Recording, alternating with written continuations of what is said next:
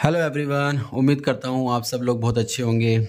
आज का क्वेश्चन एक ऐसा क्वेश्चन है जो हर साल हर सेट के अंदर पूछा जाता है। ये क्वेश्चन 2024 सेट एफए के अंदर पूछा गया था। इस टाइप का क्वेश्चन हर साल बोर्ड एग्जाम में पूछा जाता है। समीकरण निकाय दे रखी है जिनको आव्यूह विधि से आपको हल करना है।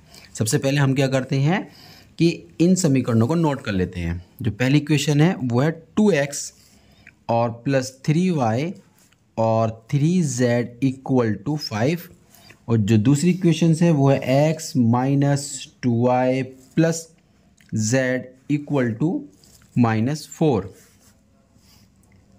तीसरी इक्वेशन है 3x minus y minus 2z equal to 3। ये है। तो हम सबसे पहले क्या करते हैं, जो हमें ये सिस्टम ऑफ इक्वेशन यानी कि समीकरण निकाय जो दे रखा है इसको आव्यूह रूप में लिख लेते हैं। आव्यूह रूप में आव्यूह रूप जो होता है वो होता है आव्यूह रूप ए एक्स बराबर बी फॉर्म में हमें इसको लिखना होता है। ए जो होती है कोफिशिएंट मैट्रिक्स होती है, एक्स जो होता है ये जो आपके वेरिएबल्स हैं, चर हैं एक्स वाई जेड, इनकी समीकरण होती है। बी जो है वो सेकंड साइड में जो दे रखी है इक्वेशंस, उनके जो नंबर्स होते हैं उनकी समीकरण होती है। चलिए शुरू करते हैं। तो पहले हम लोग बनाएंगे ए इसके अंदर, फिर यहाँ लिखेंगे हम लोग एक्स, फिर बराबर में आ जाएगा हमारा यहाँ बी।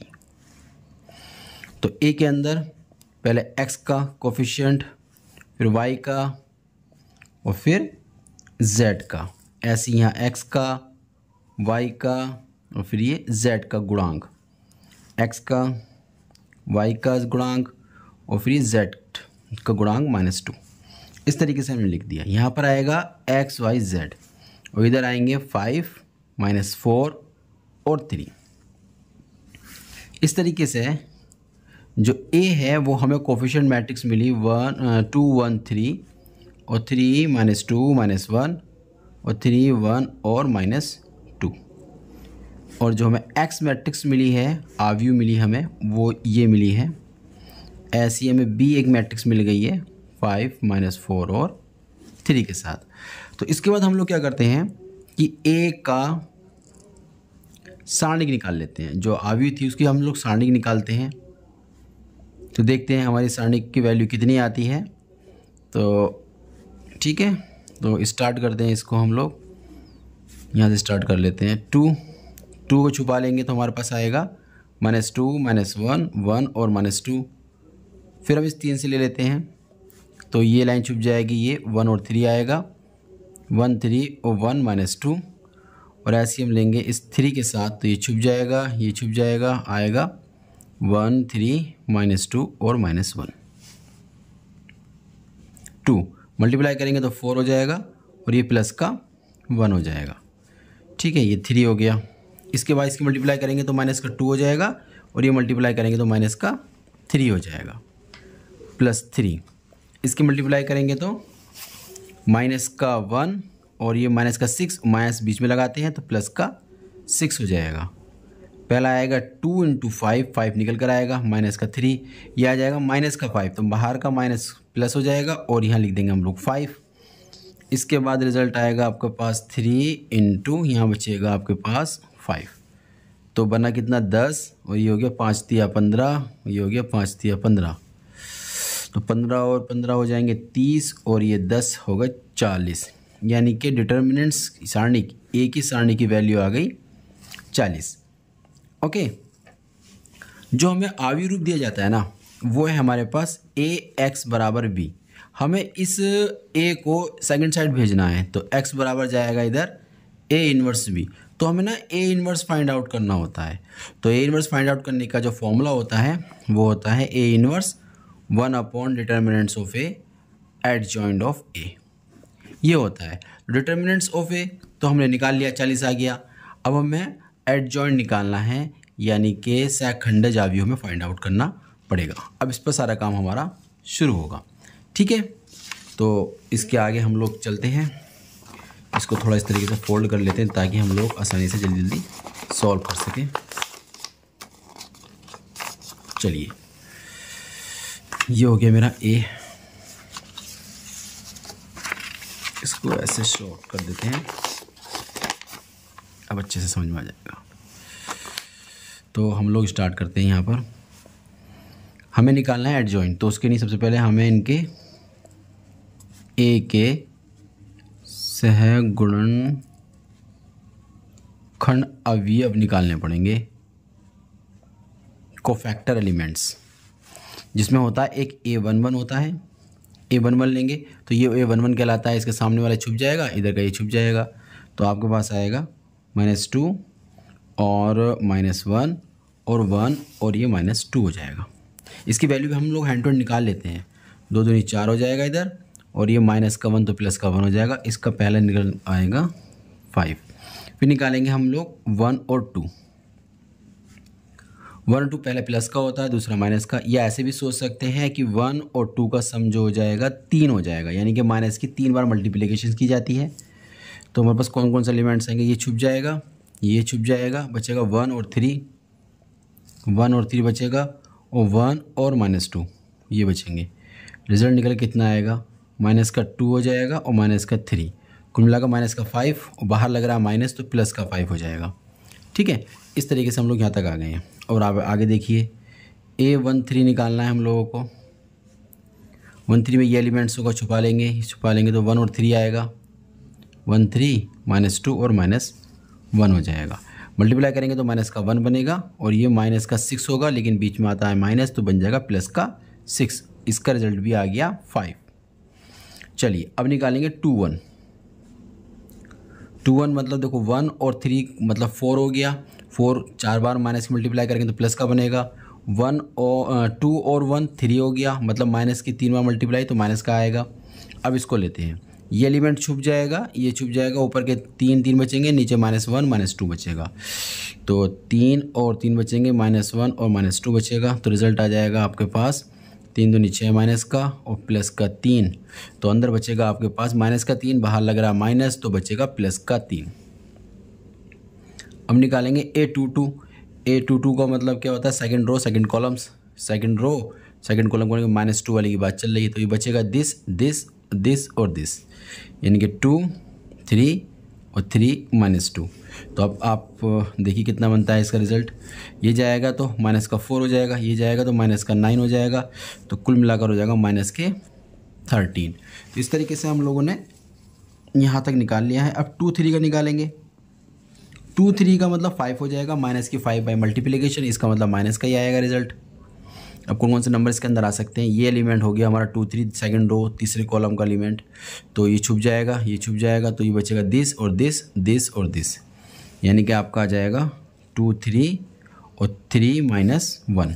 अब कैलकुलेट करिए इसको, माइनस का 2 हो जाएगा और माइनस का ये हो जाएगा 9, तो हो जाएगा ये 11, माइनस का 11, तो बाहर माइनस लग रहा है तो प्लस का 11 बन जाएगा। अब निकालेंगे हम लोग A31। A31 निकालेंगे हम लोग। अब A31 में देखते हैं क्या होता है। A31 में ये है 31, छुपा लेंगे, ये छुप जाएगा, तो आपका रिज़ल्ट आएगा 3 3 -2 और 1। ठीक है, तो इसे थोड़ा सॉल्व करेंगे अब ज़रा, तो ये हो जाएगा 3, ये हो जाएगा -6, तो प्लस का 6 हो जाएगा, कुल मिलाकर आ गया 9। अब निकालेंगे A32, ये हो जाएगा कुल मिलाकर 3 और 2 5, माइनस का आएगा, माइनस का ले लेंगे, तो ये एलिमेंट रहा ये वाला, तो ये छुप जाएगा यहाँ से, ये छुप जाएगा, तो बचेगा 2 और 2 और 1 और 3 और 1, 2 1 3 1। सोल्व करेंगे इसको। अब ये मल्टीप्लाई करेंगे 2 आएगा, ये माइनस का 3 आ जाएगा, कुल मिलाकर अंदर से बचेगा माइनस का 1, बाहर लग रहा माइनस, तो बन जाएगा आपका प्लस का 1। इसके बाद आपको निकालना पड़ेगा A33। A33 निकालते हैं। A33 में है एलिमेंट ये वाला, ये छुप जाएगा, ये छुप जाएगा, तो आएगा आपका 2 और 1 और 3 और -2। ठीक है, क्रॉस मल्टीप्लाई करेंगे तो माइनस का हो जाएगा 4 और ये माइनस का हो जाएगा 3, तो कुल मिलाकर हो जाएगा -7।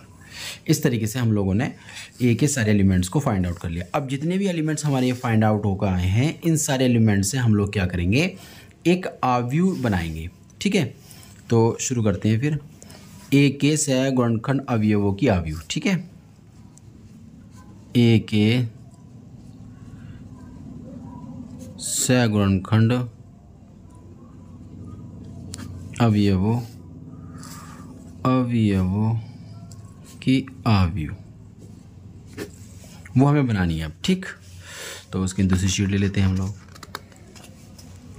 तो उसका हम लोग नाम रख देते हैं सी। ठीक है, उसका नाम हो जाएगा सी। तो सी जो एलिमेंट्स रखेगा अपने अंदर, A11 रखेगा, A12 रखेगा, A13 रखेगा, और A21 हो जाएगा, A22 हो जाएगा, A23 हो जाएगा, 31, A32 और 33 हो जाएगा। इसमें एलिमेंट्स को पुट कर दीजिए। यहाँ से हम लोग रख देते हैं A11 एलिमेंट था हमारा 5, अब आएगा 12 एलिमेंट था वो भी 5, और तीसरा एलिमेंट था वो भी हमारे पास 5। फिर 21 एलिमेंट था हमारे पास 3, फिर 22 एलिमेंट था माइनस के 13, फिर हमारे पास था 11 के बाद हमारे पास था 31 का 9, उसके बाद था 1 और -7, 1 और -7। इसके बाद हम लोग निकालते हैं एडजॉइंट ऑफ ए। एडजॉइंट क्या होती है? वो कहता है जो आपने सी फाइंड आउट किया है उसका परिवर्त, सी का परिवर्त का मतलब सी का डैश, या सी के ऊपर टी भी लगा सकते हैं आप। तो कुल मिलाकर होता है क्या है कि रो को कॉलम में चेंज करना होता है। जो ये रो दे रखी है आपको इस तरीके से, इस रो को कॉलम्स में लिखना है। तो पहली रो तो ये रही 5 5 वाली, तो ये पहला कॉलम बन जाएगी। दूसरी रो ये है तो ये दूसरा कॉलम्स, तीसरी रो है तो ये तीसरा कॉलम्स बन जाएगी। इस तरीके से हम लोगों ने adjoint of A find out कर लिया। ठीक है, इसके बाद जो हमारा फॉर्मूला होता है ए इनवर्स वाला वो हम फाइंड कर लेते हैं। वो होता है डिटर्मिनेंट्स ऑफ ए और एडजॉइंट ऑफ ए। ये हमारे पास जो है फॉर्मूला बन जाता है। तो यहाँ से हम वैल्यू फाइंड आउट कर लेंगे। ये वैल्यू 1/40 है और एडजॉइंट की वैल्यू है 5 5 5 3 माइनस के 13 11 9 1 और 7 नेगेटिव में। ये हमारे पास हो गया। फिर हम लोग जो कंडीशन लिखी थी ना AX बराबर B, उस कंडीशन पर काम करेंगे हम लोग। उसमें काम क्या होगा कि उसको हम इधर भेज सकते हैं, तो ये B बन जाएगा। तो इसकी वैल्यू हम जानते हैं, ये XYZ है।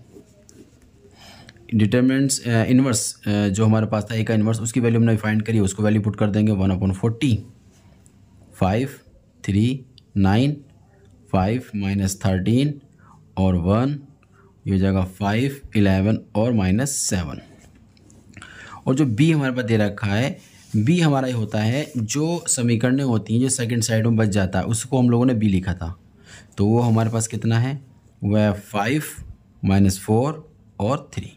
इस तरीके से हम लोगों ने इसकी वैल्यू को यहाँ तक सॉल्व कर लिया है। अब हम करेंगे क्या कि इनकी मल्टीप्लिकेशंस करेंगे, उसके बाद जो है रिजल्ट हमारा निकल कर आ जाएगा। उम्मीद करते हैं यहाँ तक आपकी समझ में आ गया होगा। अब बस थोड़ा सा काम और रह गया है। तो हमारे पास आ जाएगा XYZ 1/40। मल्टीप्लिकेशंस करेंगे तो 5 ही करेंगे, 5 से तो 25 हो जाएगा, फिर 4 तिया 12 बन जाएगा। ठीक है, उससे करेंगे तो प्लस का 27, फिर 5 ही करेंगे इससे तो 25। ठीक, 13 ही करेंगे, 13 चौका 52, प्लस के 52 हो जाएंगे। और 1 की करेंगे 3 से तो प्लस का 3, 5 करेंगे तो 5 से 25 हो जाएगा, प्लस ये सॉरी माइनस का 44 बनेगा, माइनस का 44 हो जाएगा, माइनस का 7 21, माइनस का ये हो जाएगा 21। अब हम लोग करेंगे इसको ऐड, XYZ हो गया 1/40 हो गया। देखते हैं कितना आता है। 25 में से 12 निकालेंगे 13 बचेंगे, 13 जब इसमें ऐड करेंगे तो हो जाएगा 17 27 और 13 हो गए 40। ठीक है, तो ये 3 इसमें ऐड करेंगे 55, 55 में 5 जोड़ेंगे 60, 60 में 20 जोड़ेंगे तो 80 हो जाएगा। और नेगेटिव में ऐसा करते हैं इन दोनों को ऐड कर लेंगे तो 45 और भी 65, 65 में से 20 निकालेंगे तो माइनस के 40 बचेंगे आपके पास। इस तरीके से आपने या तो ऐसे करो अंदर 40 को एंट्री करा देते हैं हम लोग। चलो 40 के अंदर एंट्री हो जाएगी तो 40 जाएगा इस 40 के बटे में, तो 40/40 करेंगे तो 1 बचेगा। या फिर आप ऐसा भी सोच सकते हैं कि अंदर से 40 को कॉमन ले लीजिए जैसे अंदर से कॉमन आएगा तो बचेगा यहाँ 1, यहाँ बचेगा 2, यहाँ माइनस का 1, बाहर 40 से 40 कैंसिल आउट हो जाएगा। कुल मिलाकर x का मान फर्स्ट वाला बन जाएगा। यहाँ बचेगा जो रिजल्ट आपका 1, 2, -1 बचेगा। x का मान फर्स्ट हो गया, y का मान 2 हो गया, z का मान -1 हो गया। इस तरीके से ये क्वेश्चन आपका फाइंड आउट हो गया है। उम्मीद करता हूँ आपकी समझ में मेथड आ गया होगा। ये आप तैयार कर लीजिएगा। आपको सारे question x, y, z find out करने के आवी विधि से ऐसे ही करने हैं। चलिए मिलते हैं एक नए लेक्चर के साथ।